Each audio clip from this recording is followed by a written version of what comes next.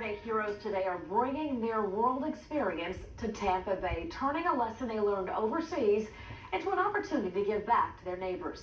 Our Bill Murphy tells us their story.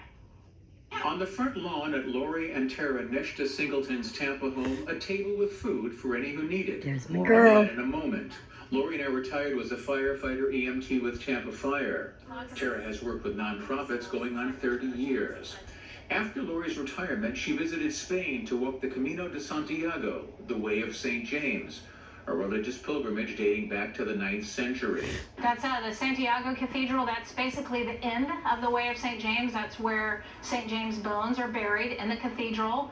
And it's basically the whole pilgrimage is retracing the steps of the Apostle James. In December of 2015, Lori and Tara were married with a ceremony in New York City.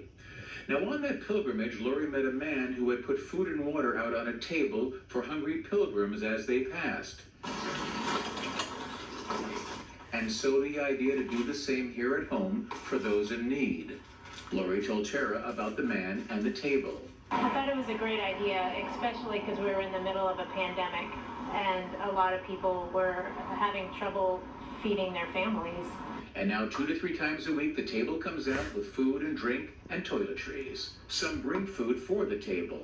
And now a nonprofit called The Way Project has been formed with a simple mission: to restore hope through random acts of love that leave small but meaningful footprints on the hearts of those we encounter.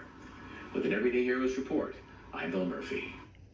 If you know someone making a big difference in our communities, nominate them to be our next Everyday Hero here on Spectrum Bay News 9.